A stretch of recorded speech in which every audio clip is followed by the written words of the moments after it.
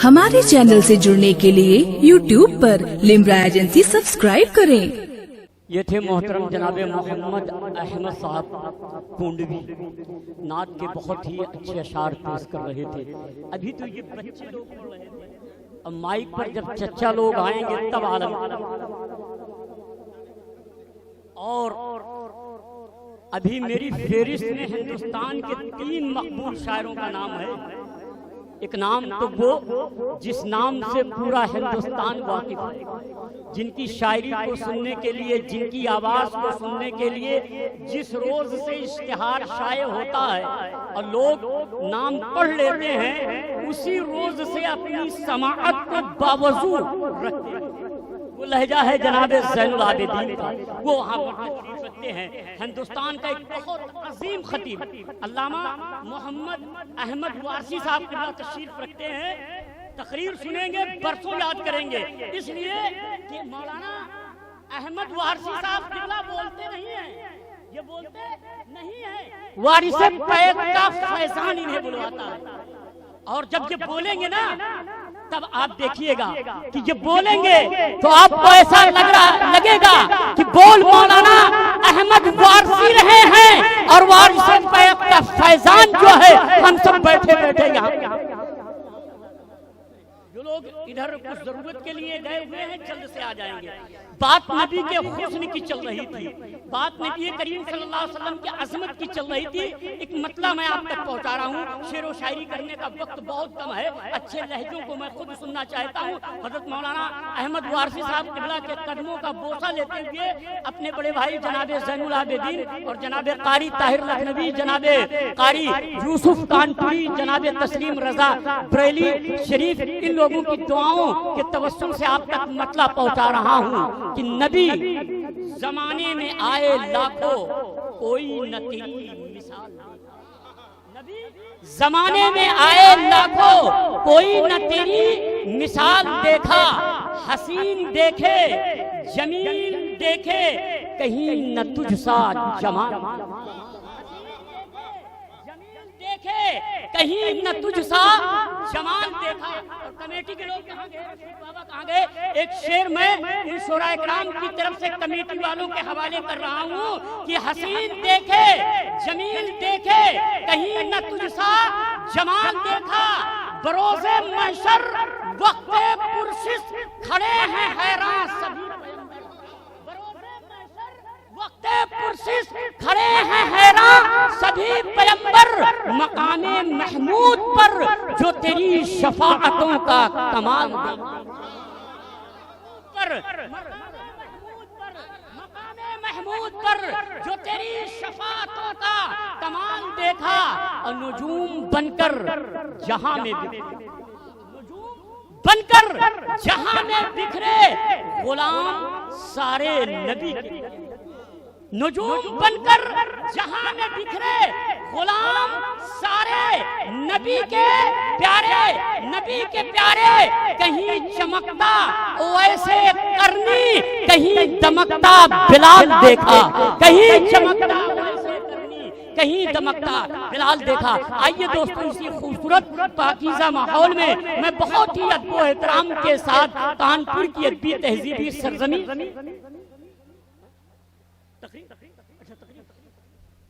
हज़रत कारी ताहिर साहब ने मुझे पहले बताया कि जनाबे यूसुफ कानपुरी को पढ़वा लिया जाए, लेकिन अब फेरिस्त तब्दील हो रही है।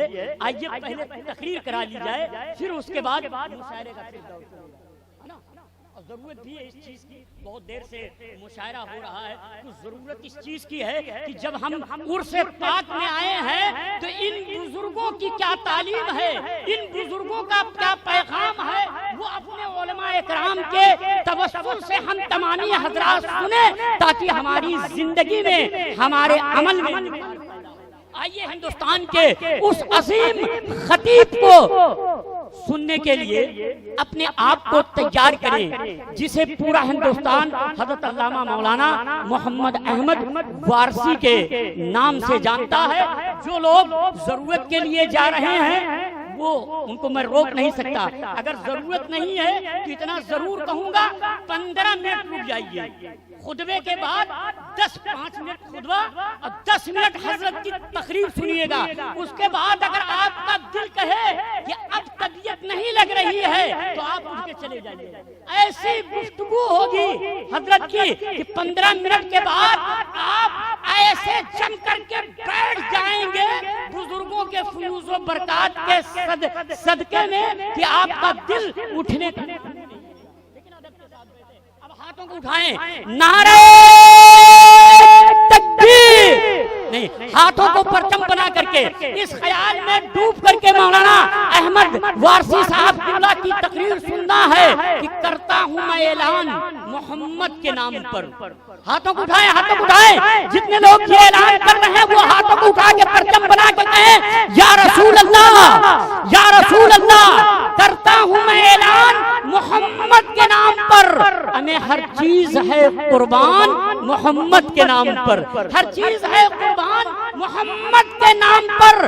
ایک شعر جو امام حسین سے محبت کرتے ہیں استقبال کرنے کے لیے تیار ہو جائیں تمامی شعراء کرام کی طرف سے. کرتا ہوں میں اعلان محمد کے نام پر, ہر چیز ہے قربان محمد کے نام پر. اور سر جب امام پاک کا تن سے جدا ہوا, سر جب امام پاک کا تن سے جدا ہوا, ہمیں پڑھتے رہے قرآن محمد کے نام پر, پڑھتے رہے قرآن محمد کے نام پر. اب میرے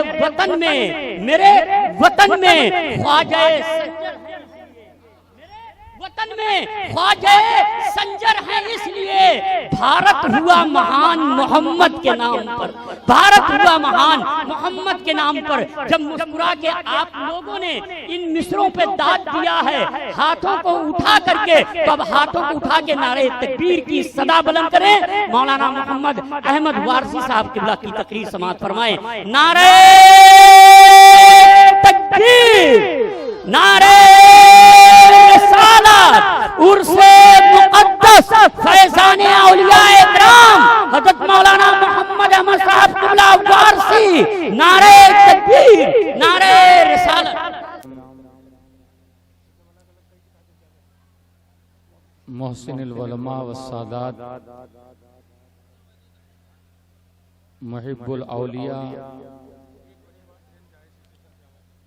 وعاشقان تاجدار کون و مکان, بالخصوص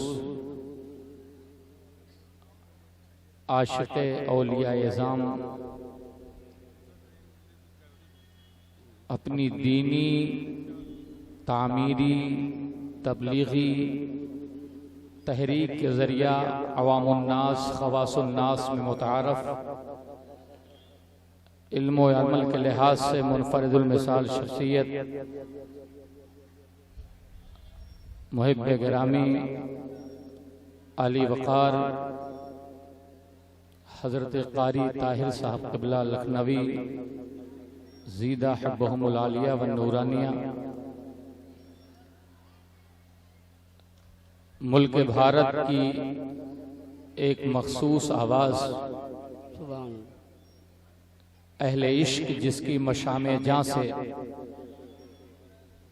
اپنے دلوں کو آج بھی معطر اور منور فرما رہے ہیں. وہ وادی عشق سے آواز چلی اور وادی محبت تک اس کا سفر جوان ہوا. پھر وادی حقیقت تک پہنچنے کے بعد منقبتی دنیا میں امام حمام کے نام کو جس نے بلند کیا, وہ ذات شاعر ہندوستان قاری زین العابدین صاحب قبلہ زیدہ مجدوم العالیہ, میرے بڑے ہی عزیز نعت خوان رسول مقبول, ہم سب کے دلوں کے قریب قاری یوسف رضا صاحب قبلہ کانپوری, عزیزم شعیب رضا وارثی بھدوہی, اور بہت بہترین اور دل آویز لہجے میں ابھی بڑی خوبصورت اور منفرد آواز آپ نے سماعت کی. میری مراد قاری احمد رضا گونڈوی صاحب اور بریلی کی مقدس سرزمین سے ایک آواز سر تسلیم خم کرتی ہوئی کیا کرنے آپ کے اس بزم محبت میں حاضر ہوئی، اور مقام تسلیم ہی پر آج میری گفتگو بھی ہے. کیا کہنے. واہ واہ واہ واہ. اور نظامت کی دنیا کا ایک شیر ببر جن کی آواز سننے کے بعد باہوش بے ہوش ہو جاتے ہیں، اور بے ہوش ہوش کی دنیا میں آ کر کے وجد کرتے ہوئے ان کے ہاتھوں میں کبھی چشمے والا روپیہ ادا کرتے ہیں اور کبھی کسی صورت سے ملتی جلتی صورت انہیں پیسے کی شکل میں دیتے ہیں. بڑی خوبصورت آواز. اور بہار کی سرزمین پر میں نے ان کی بہار دیکھی. قاری طاہر صاحب بھی گواہ ہیں. وجود تو نحیف و ناتواں ہے، مگر یہ جب شعر پڑھتے تو ایسا لگتا ہے کہ یہ شعر ڈائریکٹ مرحب عصر کے سامنے پڑھ رہے ہیں. تو ماشاءاللہ آپ سب ایک عظیم المرتبت قدوۃ السالکین، عمدۃ العارفین. یہ وہی در ہے جہاں عشق طواف کرتا ہے. ہائے ہائے ہائے. ہاں ہاں ہاں. یہ وہی در ہے جہاں محبتیں اپنے ہاتھ دعا کے لیے اٹھا کر کے ناز و انداز سے کچھ مانگتی ہیں. کیا کہنے ہیں. یہ وہی در ہے جہاں عشق اپنی مشام جاں کو معطر کرتے ہوئے مدینے کے پرکیف ماحول تک پہنچاتا ہے. یہ وہی در ہے جو نجف اشرف کی یاد دلاتا ہے. یہ وہی در ہے جہاں پر 6 مہینے کے علی اصغر کی مسکراہٹ کے مفہوم کو سمجھایا جاتا ہے. یہ وہی در ہے جو کسی عباس کی شجاعت کا ذکر کرتا ہے. یہ وہی در ہے کسی علی اکبر کی جوانی کا ذکر کرتے ہوئے میدان کارزار میں یزیدیت کا جنازہ نکالتا نظر آتا ہے. یہ وہی در ہے جہاں پہ اہل بیت اطہار کی محبت کا درس دیا جاتا ہے. یہ وہی در ہے جہاں امام اعظم ابو حنیفہ کی فقاہت کا ذکر بڑے شور و شور سے کیا جاتا ہے.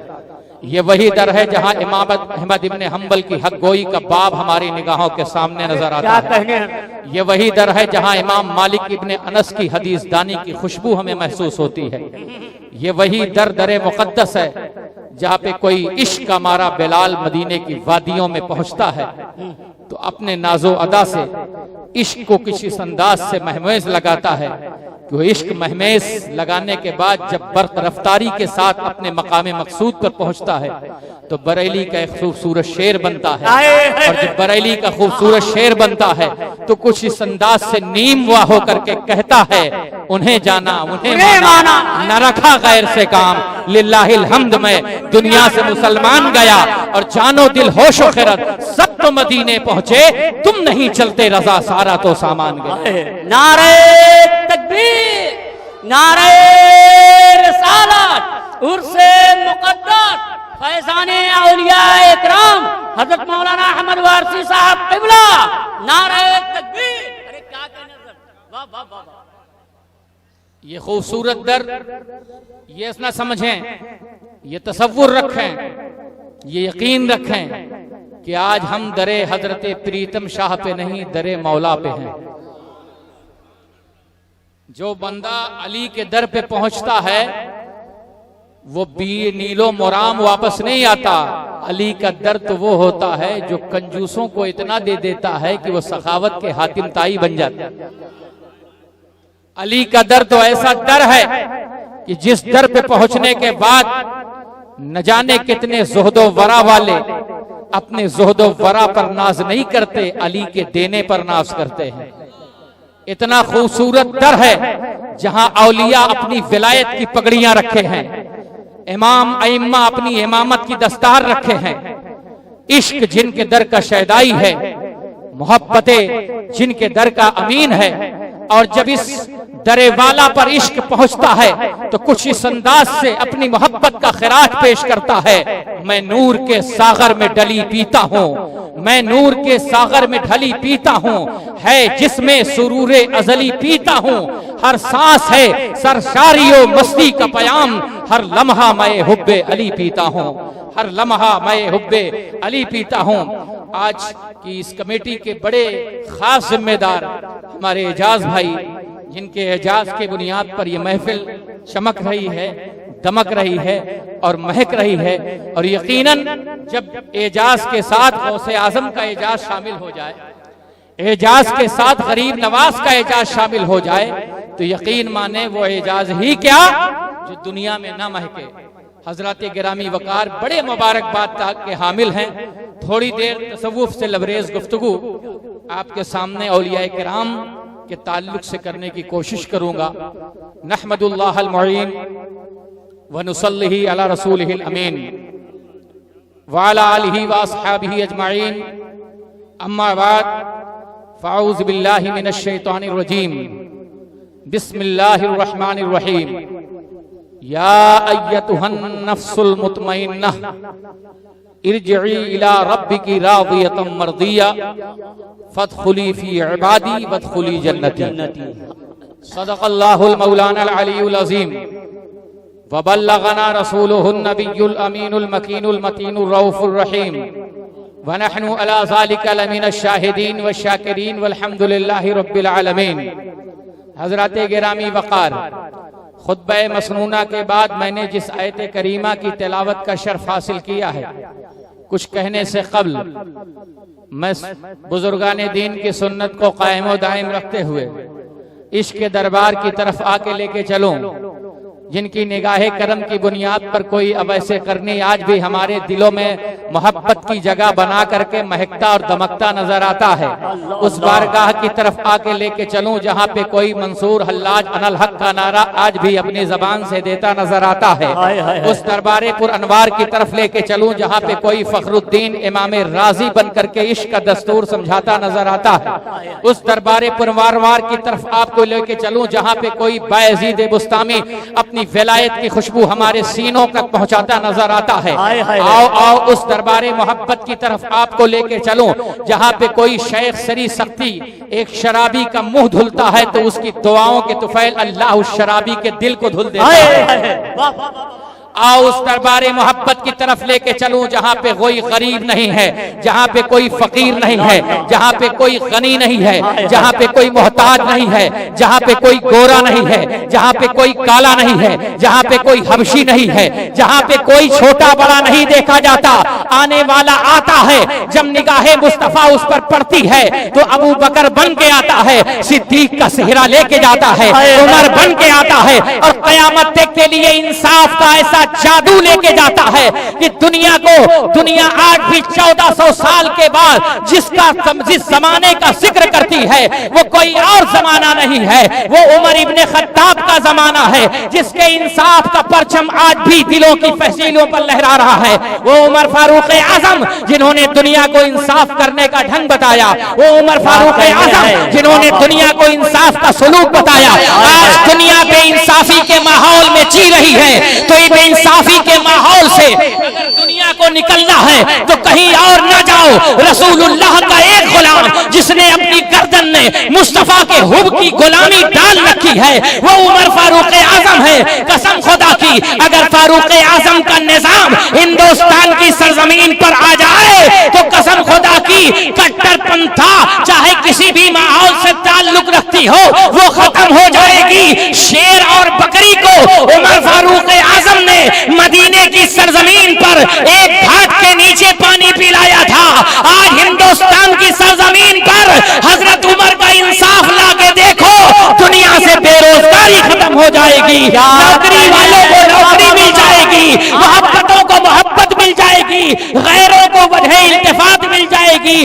ایک عمر کا انصاف جب اتنا قیمتی ہے کہ سماج سے آتنکواد ختم کر سکتا ہے تو اگر مصطفیٰ کا نظام لاؤ گے تو یہ سماج کہاں تک جا پہنچے گا؟ کیا کہنے ہیں، واہ واہ واہ واہ، ارے کیا کہنے ہیں حضرت، واہ واہ واہ، بابا یا رسول اللہ، زندہ باد زندہ باد، کیا کہیں. ملک بھارت کو سونے کی چڑیا بنانے کے لیے کسی فرانس کی ضرورت نہیں ہے، کسی امریکہ کی ضرورت نہیں ہے، کسی امریکہ کی ضرورت نہیں ہے، کسی اسرائیل کی ضرورت نہیں ہے. آج بھی ملک بھارت کو اگر سونے کی چڑیا بننا ہے تو عمر کا وہ انصاف لاؤ جو مدینے کی گلیوں میں رات کی تاریکیوں میں عمر فاروق اعظم چل کے غریبوں کے دروازے پہ دستک دے کے ان کی ضرورتوں کو پورا کر کے دنیا کو ایک سبق دیتے ہیں، ایک پیغام دیتے ہیں اور یہ کہتے ہیں مرکز حق کو صداقت کی طرف لوٹ چلیں، اپنے دین اپنی شریعت کی طرف لوٹ چلیں. نہیں ملے گی تمہیں کفر و دلالت سے امان، آؤ دربار رسالت کی طرف لوٹ چلیں. سبحان اللہ سبحان اللہ، واہ واہ واہ، کیا کہنے ہیں، واہ واہ واہ. حضرات گرامی وقار، وہ در محبت جہاں پہ ذو النورین حضرت عثمان غنی کو جود و سخا کا بادشاہ بنایا جاتا ہے، وہ در محبت جہاں مولا علی حیدر المشکل کشا کو ولایت کا تاجدار بنایا جاتا ہے، وہ در جہاں پہ امام حسن مصطفیٰ کو حلم کا شہنشاہ بنایا جاتا ہے، وہ در محبت جہاں پہ حسین اعظم کو شہادت کا بادشاہ بنایا جاتا ہے، وہ در محبت جہاں پہ کوئی بایزید بنتا ہے، وہ در محبت جہاں پہ کوئی شیخ سری سکتی بنتا ہے، وہ در محبت جہاں پہ کوئی معروف کرخی بنتا ہے، وہ در محبت جہاں پہ غوث اعظم عبد القادر جیلانی بنتا ہے، وہ در محبت جہاں پہ کوئی خواجہ ابو سعید مخزومی بنتا ہے، وہ در محبت جہاں پہ کوئی بابا فرید الدین بنتا ہے، جو در محبت جہاں پہ کوئی سید نظام الدین بنتا ہے، وہ در محبت جہاں پہ کوئی سید نور الدین بنتا ہے، وہ در محبت جہاں پہ کوئی سید نصیر الدین بنتا ہے، وہ در محبت جہاں پہ سید سالار مسعود غازی بنائے جاتے ہیں، وہ در محبت جہاں پہ علاء الدین بلخی محمود بلخی بنائے جاتے ہیں، وہ در محبت جہاں پہ مخدوم ماہمی بنائے جاتے ہیں، وہ در محبت جہاں پہ مخدوم شاہ مینا بنائے جاتے ہیں، وہ در محبت جہاں پہ شیخ مخدوم شارنگ بنائے جاتے ہیں، وہ در محبت جہاں پہ کوئی وارث ارث علی بنایا جاتا ہے، وہ در محبت جہاں پہ کوئی سید مخدوم علی بنایا جاتا ہے، وہ در محبت جہاں پہ کوئی سید خادم علی شاہ بنایا جاتا ہے، وہ در محبت جہاں پہ ولایت بڑھتی ہے، جہاں پہ طریقت بڑھتی ہے، جہاں پہ شریعت بڑھتی ہے، جہاں پہ محبت بڑھتی ہے، جہاں پہ ہدایت بڑھتی ہے. آؤ اگر اس در کی چاشنی دیکھنا ہو تو ابو جہل بن کے نہ آنا، ابو بکر بن کے آنا، تبھی تو میرا امام بریلی کی چٹائی پر بیٹھ کر کے مضبوط چٹائی پہ بیٹھ کے کچھ اس انداز سے کہتا ہے سب سے اولا و اعلیٰ ہمارا نبی، سب سے اعلیٰ و اعلیٰ ہمارا نبی. کون کہتا ہے، کون دیتا ہے، دینے کو منہ چاہیے، دینے والا ہے سچا ہمارا نبی. سب چمک والے اجلوں میں چمکا کیے، اندھے شیشوں میں چمکا ہمارا نبی. اور غمزدوں کو ریزا مصباح دیجیے کہ ہے بے کسوں کا سہارا ہمارا نبی. اور یہ نبی نہ ہمارا ہے نہ تمہارا ہے. میں نے نظر اٹھا کے دیکھی پورب سے پچھم تک تو جدھر دیکھو چاند کہتا ہے ہمارا نبی، سورج کہتا ہے ہمارا نبی، ستارے کہتے ہیں ہمارا نبی، بحروں پر کہتے ہیں ہمارا نبی، خشک و تر کہتے ہیں ہمارا نبی، دریا کی روانی کہتی ہے ہمارا نبی، سمندر کی تولانی کہتی ہے ہمارا نبی، عرش اعظم کی بلندی ہے کہتی ہے ہمارا نبی، مقام دنا بولے ہمارا نبی، کعبہ قوسین بولے ہمارا نبی،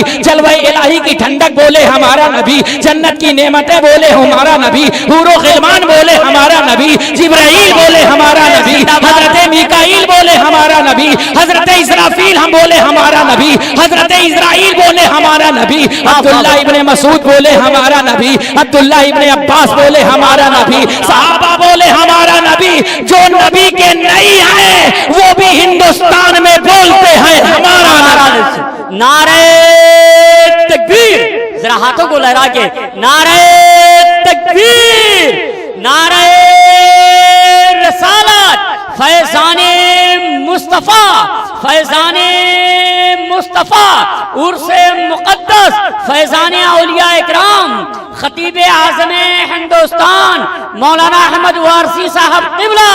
نعرہ تکبیر، کیا کہنے حضرت. آئیے اس نبی محترم کی شناخوانی کریں اور محبت کے ساتھ پیش کریں. اللہم صلی علی سیدنا شفیعنا نبینا حبیبنا سندنا مولانا محمد معدن الجود والکرم منبع العلم والحلم والحکم وبارک وسلم صلاۃ و سلاما علیک یا رسول اللہ صلی اللہ تعالی علیہ وسلم. بس 15 سے 20 منٹ کے اندر میں اپنی گفتگو کو سمیٹنے کی کوشش کر لوں گا. حضرات گرامی وقار، میں آپ کو بتانا یہ چاہتا ہوں کہ حالات ہمارے کس رخ پہ جا رہے ہیں اور ہم کس رخ پہ جا رہے ہیں. ہمارے حالات کا رخ کیا ہونا چاہیے، ہمارا سسٹم کیا ہونا چاہیے اور کدھر جانے کے بعد ہمیں سکون ملے گا.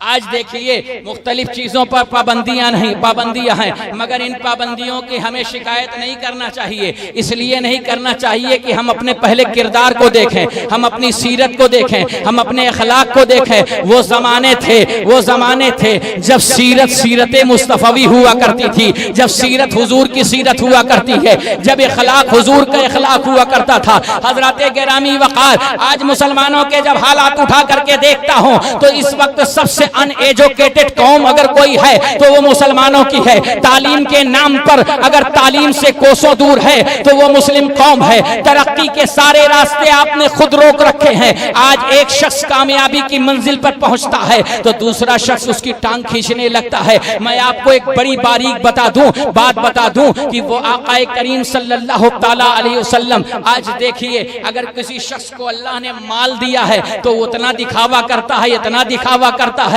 کہ دوسرے غریب کے سینے پر آری چل اٹھے، دوسرے غریب کے اوپر چھری چل اٹھے. لیکن آؤ دیکھو، جس نبی کے تم امتی ہو، جس نبی کے تم چاہنے والے ہو، جس نبی کے تم مستانے ہو، جس نبی کے دیوانے ہو، احد پہاڑ جن کی غلامی کرے. میں تو کہتا ہوں طور پہاڑ جن کا طواف کرے. دنیا میں جتنے پہاڑ ہیں، دنیا میں جتنی لمبی زمینیں ہیں، وہ ساری زمینیں حضور کے حکم کے آگے ہیں. حضور کا اشارہ ہو جائے تو وہ سونے کا بن کے حضور کے پیچھے چلنے لگے. پیڑ جس کے پیچھے چلے وہ حضور ہیں، سمندر جس کے پیچھے چلے وہ حضور کا ہے. ارے حضور کی بات تو چھوڑ دے، حضور کا غلام جب حضور کا بن کے حضور کے پیچھے چلتا ہے تو دریائے نیل جو سوکھا ہوتا ہے مگر فاروق اعظم کا خط جب پاتا ہے تو سوکھا ہوا دریائے نیل قیامت تک کے لیے جاری ہو جاتا ہے.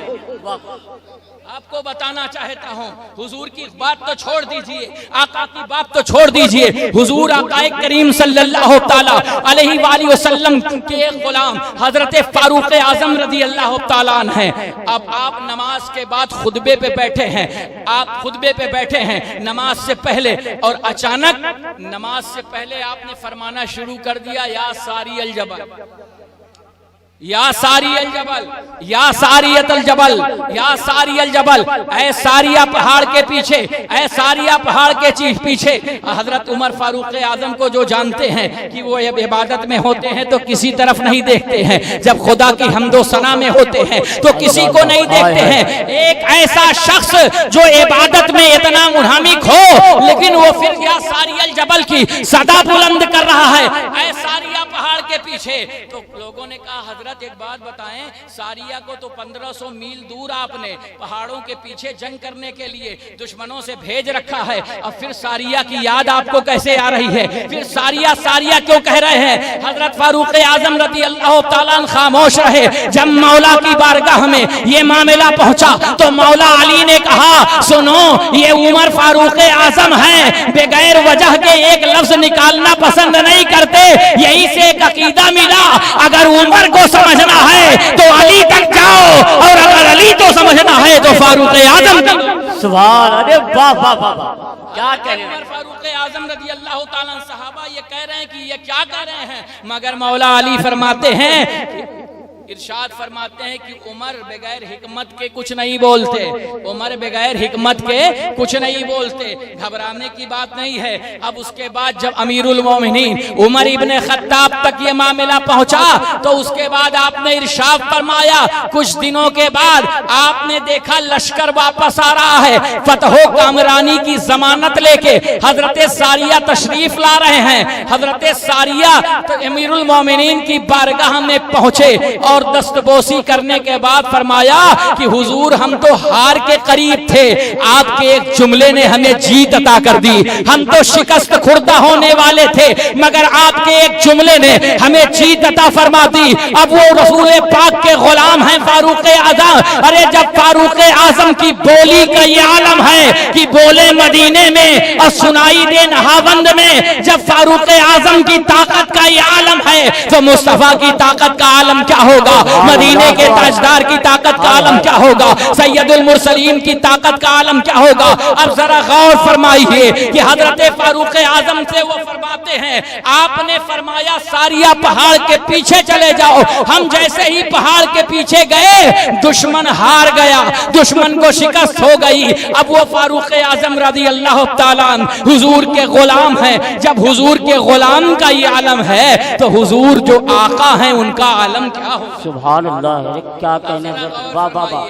جس کے لیے جو میں نے 2-3 پوائنٹ دیے ہیں اس کو سماعت کر لیے۔ پہلا پوائنٹ، آقا کریم صلی اللہ تعالیٰ علیہ وآلہ وسلم جب مال تمہیں اللہ دے دے، جب پیسہ تمہیں اللہ دے دے تو کبھی گھمنڈ مت کرنا، کبھی تکبر نہ کرنا، کیونکہ قرآن نے بہت اچھی تھیوری دے دی ہے، وَمِمَّا رَزَقْنَاهُمْ يُنْفِقُونَ، ہمارے دیے ہوئے میں سے ہماری راہ میں اٹھاؤ۔ نہ مال تمہارا ہے، نہ جسم تمہارا ہے، نہ باڈی تمہاری ہے، نہ روح تمہاری ہے، یہ کچھ بھی تمہارا نہیں ہے، جو کچھ بھی ہمارا ہے ہم نے تمہیں امین بنا کے بھیجا ہے، امانت دار بنا کے بھیجا ہے۔ اس کے خلاف اگر تم کرتے ہو تو کل عدالت عظمیٰ میں تمہاری حاضری ہوگی، اس وقت کوئی وکیل تمہیں نہیں بچا سکے گا، اس وقت کوئی خادم تمہیں نہیں بچا سکے گا، تمہارا مال تمہارے کام نہیں آئے گا، اس وقت کام آئیں گے تو تمہاری عاجزی اور انکساری اور نیک اعمال تمہارے کام آئیں گے۔ لہذا جب مال مل جائے، پیسہ مل جائے، روپیہ مل جائے، جائیداد مل جائے تو تکبر نہ کرنا،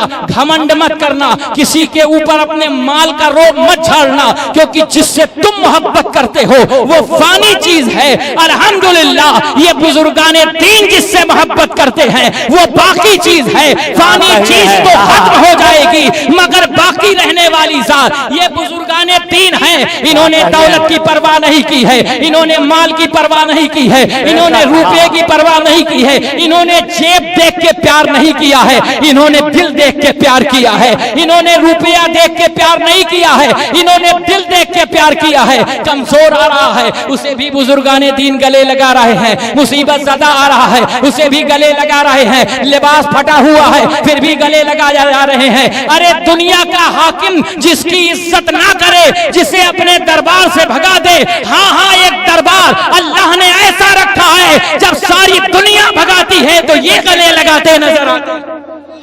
کہنے ہیں سر، ارے سبحان اللہ سبحان اللہ، جب ساری دنیا بھگاتی ہے کیوں گلے لگاتے نظر آتے ہیں۔ اچھا یہ گلے کیوں لگاتے ہیں؟ اس لیے گلے لگاتے ہیں کہ یہ ان کی سنت پر ہے جن کے صدقے میں سرکار، جن کے صدقے میں اللہ نے سنسار کو سجایا ہے، کیونکہ کمزوروں کو گلے لگانے والے محمد مصطفیٰ ہیں، غریبوں پر ہاتھ پھیرنے والے آقا کریم ہیں، یتیموں کی دستگیری کرنے والے میرے آقا ہیں۔ تو کمزوروں کو گلے اس لیے لگاتے ہیں کہ حضور کی سنت ادا ہو جائے، یتیموں کے ساتھ محبت اس لیے کرتے ہیں حضور کی سنت ادا ہو جائے۔ بھارت کے مسلمانوں تبھی تو محمد احمد وارثی فخر کے ساتھ کہتا ہے کہ دنیا میں کتنے بھی بڑے ظالم آ جائیں، کتنے طاقتور آ جائیں، جب تک ان ولی اللہ کی طاقت ہمارے پاس موجود ہے دنیا کا کوئی حاکم نہ کل ہمارا بال بیکا کر سکتا ہے نہ آج ہمارا بال بیکا کر سکتا ہے۔ یہ سچ بات ہے۔ حضرات گرامی وقار، آپ کو بتانا مقصود ہے کہ ان کے قرب میں ملتا کیا ہے۔ تو آقا کریم مصطفیٰ تاجدار کون و مکان صلی اللہ تعالیٰ علیہ وسلم کی ذات ہے۔ اب ذرا غور فرمائیے، حضور کے ایک صحابی تشریف لاتے ہیں، عرض کرتے ہیں یا رسول اللہ میرا بیٹا گم ہو گیا ہے، حضور دعا فرما دیں میرا بیٹا مجھے واپس مل جائے۔ اللہ کے رسول صلی اللہ علیہ وسلم ابھی دعا کے لیے ہاتھ اٹھانے والے ہی تھے کہ ایک اور صحابی رسول حاضر ہوئے، عرض کیا یا رسول اللہ صلی اللہ تعالیٰ علیہ وسلم کیا معاملہ ہے؟ حضور نے فرمایا اس کا بیٹا گم ہو گیا ہے، بیٹا گم ہو گیا ہے، یہ بڑا پریشان ہے۔ کہا حضور اس کی پریشانی کا حل ہو گیا۔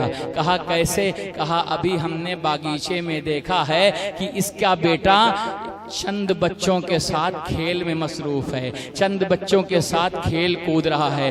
آقا کریم صلی اللہ علیہ وسلم نے ارشاد فرمایا جا تمہاری مراد پوری ہو گئی۔ اب وہ شخص پہنچتا ہے، جیسے ہی آگے بڑھتا ہے حضور آقا کریم صلی اللہ علیہ وسلم اسے روک لیتے ہیں۔ ذرا غور فرمائیے، بڑے ہی لطیف جملے کی طرف آپ کو لے کے جانا چاہتا ہوں۔ حضور نے روکا، اسے بلایا، آؤ میرے پاس یا رسول اللہ، کئی دن سے میرا بچہ کھویا ہے، آج میں اپنے بچے سے ملنے کی تڑپ میں جا رہا ہوں، حضور مجھے نہ روکیے، میں اپنے بچے کا چہرہ دیکھنا چاہتا ہوں۔ میرے آقا صلی اللہ علیہ وسلم نے ارشاد فرمایا چلے جانا، اپنے بچے کی صورت دیکھ لینا، مگر اس سے پہلے ایک نصیحت بھی باندھ لینا۔ کہا کیا حضور؟ کہا جب جانا تو وہاں کئی بچے کھیل رہے ہیں، ان کے سامنے تم اپنے بیٹے کو اپنا بیٹا مت کہنا، اپنے بیٹے کو اپنا بیٹا نہ کہنا۔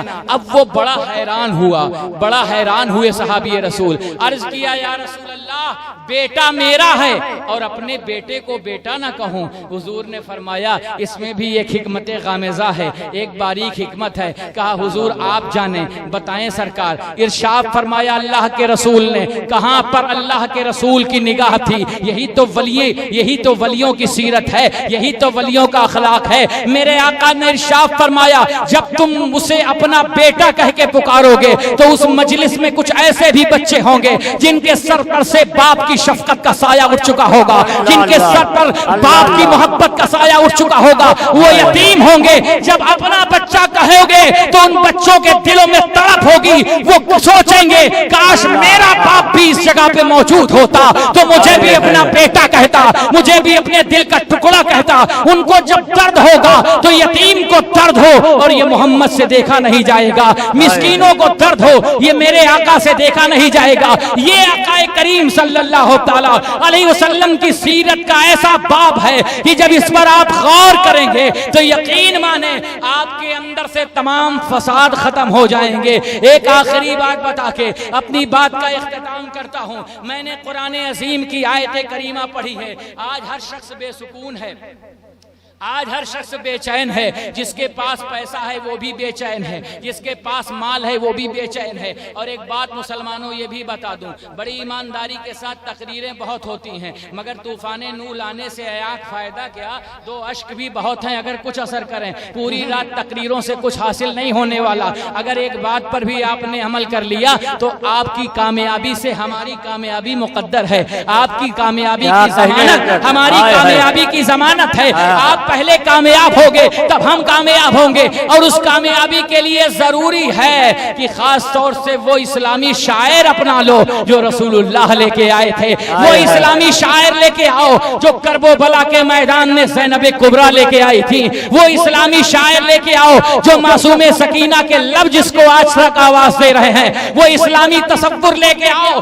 جس کو حضرت بلال حبشی رگیڑے جا رہے ہیں، گھسیٹے جا رہے ہیں، مگر بلال حبشی اس اسلامی تصور کا نہیں چھوڑ رہے ہیں، وہ اسلامی تصور لے کے آؤ۔ آج ہم نے عرس کی محفل میں دیکھا، حضرات گرامی وقار بڑا افسوس یہ ہوتا ہے کہ مسلمانوں نے عرس کی محفل کو میلہ بنا رکھا ہے، مسلمانوں نے عرف کی محفل کو جو ہے ہنسی اور مذاق کا ذریعہ بنا رکھا ہے، بدگمانی اور بے حیائی کا ذریعہ بنا رکھا ہے، فحاشی کا اڈا بنا رکھا ہے۔ اسلام کی بیٹیوں تم سے کوئی پوچھے نہ پوچھے مگر جنت کی مالکن حضرت سیدہ، حضرت طیبہ، حضرت طاہرہ، حضرت عابدہ، حضرت ساجدہ، حضرت راکعہ، حضرت خالصہ، جنت جن کا خود انتظار کرتی ہے انہی کا نام سیدہ فاطمہ زہرا ہے۔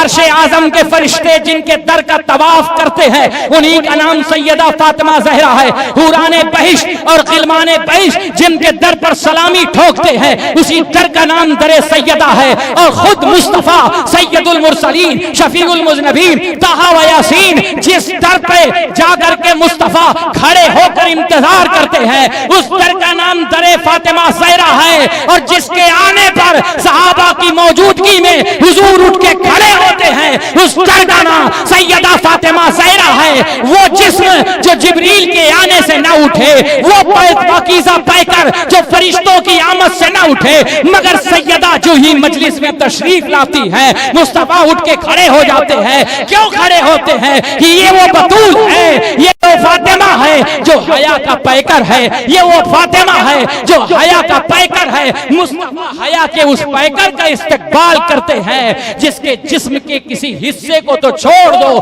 لباس کے کسی حصے کو کسی انسان نے بھی نہیں، علاوہ محرمات کے کسی نے نہیں دیکھا ہے۔ وہ سیدہ فاطمہ زہرا، سمجھاؤ اپنی بیٹی کو، سمجھاؤ اپنی بہنوں کو، سمجھاؤ اپنی بیویوں کو، سمجھاؤ معاشرے کی ان بچیوں کو کہ یہ کہاں جا رہے ہیں، یہ میلے اور ٹھیلے میں ٹہلنے کے لیے اور میک اپ کر کے گھومنے کے لیے نہیں ہے، یہ رسول اللہ کی بیٹی کی امانت ہے۔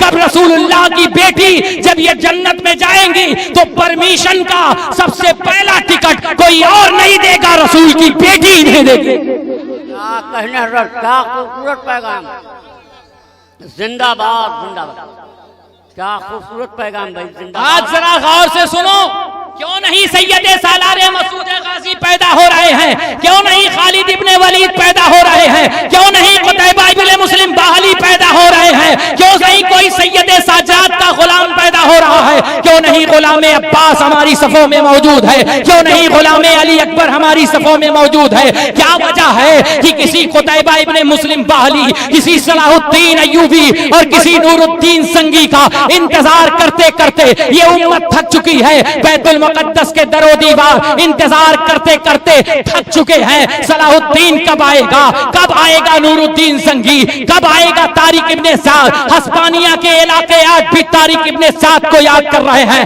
موسیٰ ابن نصیر کو یاد کر رہے ہیں، حاتم ہاشم ابن عمرو کو یاد کر رہے ہیں، عقبہ ابن نافع کو یاد کر رہے ہیں، مثنى ابن حارثہ کو آج بھی ایران کا میدان یاد کر رہا ہے۔ قسم خدا کی کیوں یاد کیا جا رہا ہے؟ کیونکہ یہ وہ تھے جن کی مائیں جب گھروں میں تھی تو اپنے بچے کو کوئی اور سبق نہیں پڑھاتی تھی، صداقت کا سبق پڑھاتی تھی اور طہارت کا دودھ پلاتی تھی۔ جب طہارت کا سبق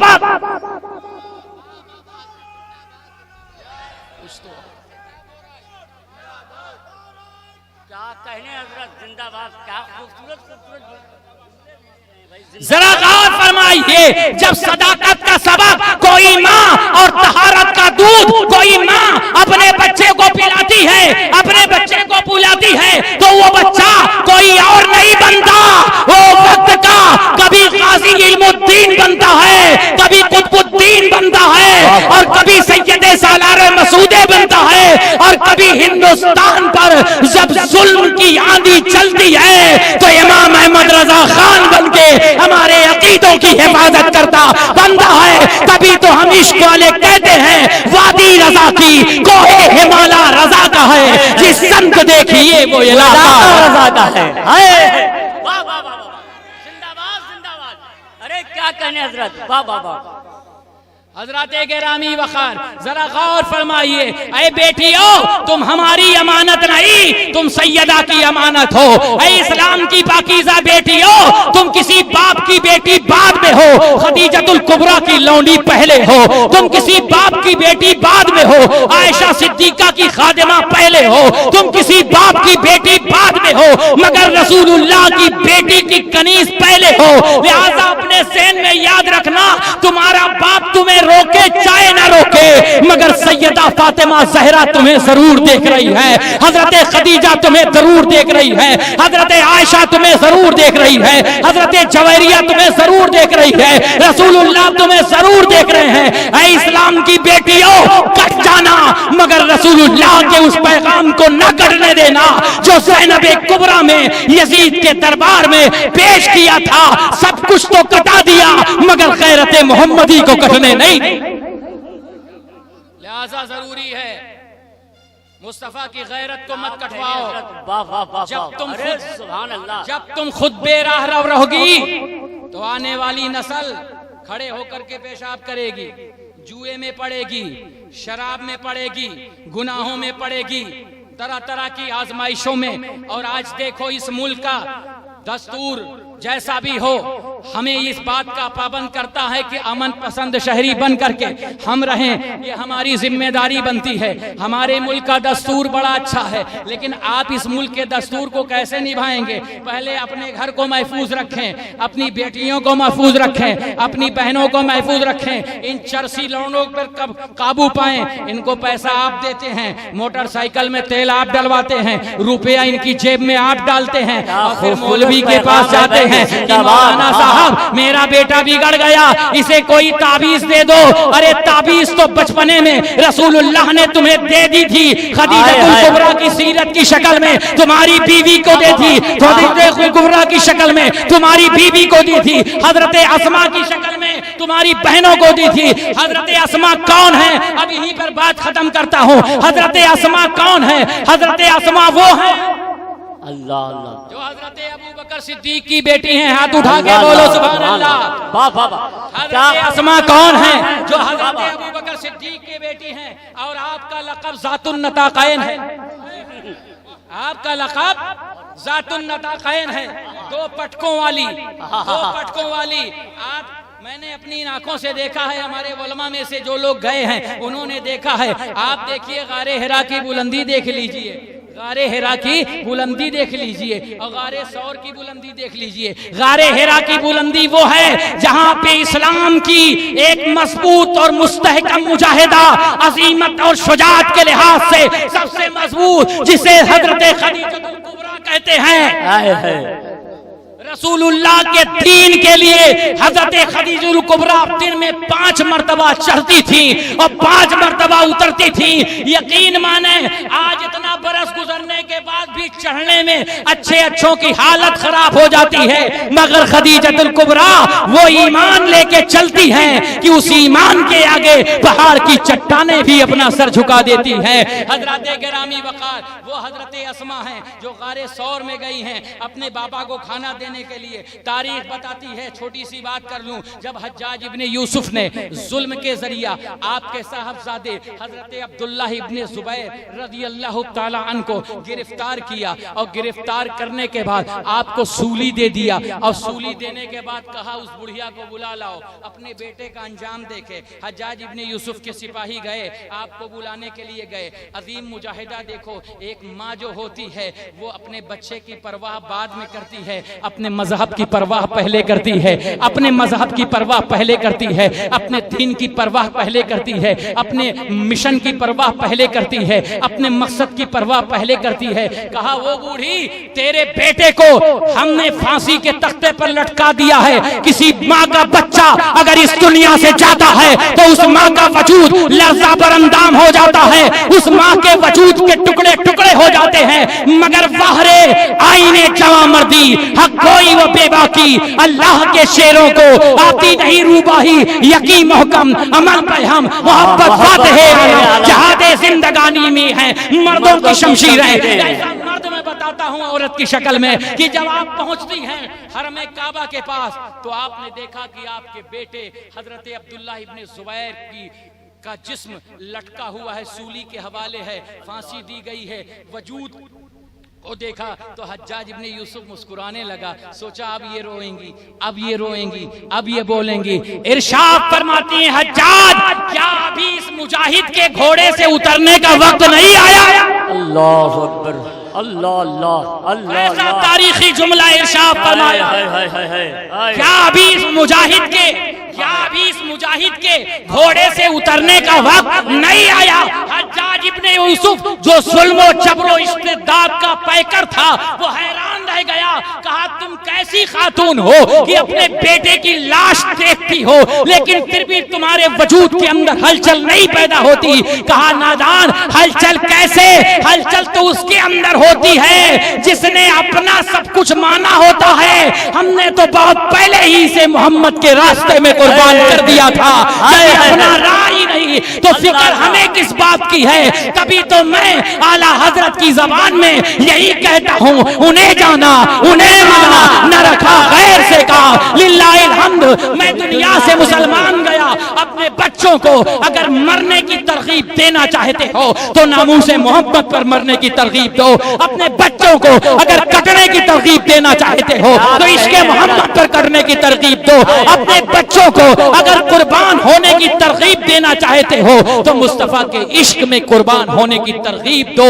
اپنے ملک ہندوستان کی سلامتی کے لیے، امن کے لیے، شانتی کے لیے ہم انشاءاللہ کل بھی کوشش کر رہے تھے، آج بھی کوشش کرتے رہیں گے، اور جب تک ہماری جسموں میں جان ہے تب تک کوشش کرتے رہیں گے، کیونکہ ہندوستان جتنا ہمارے برادران وطن کا ہے اتنا ہمارا ہے. اس میں کفایت اللہ کافی کی قربانی بھی ہے، جس میں انہوں نے کہا تھا گلستاں باقی رہے گا، نہ چمن رہ جائے گا، پر رسول اللہ کا دین حسن رہ جائے گا.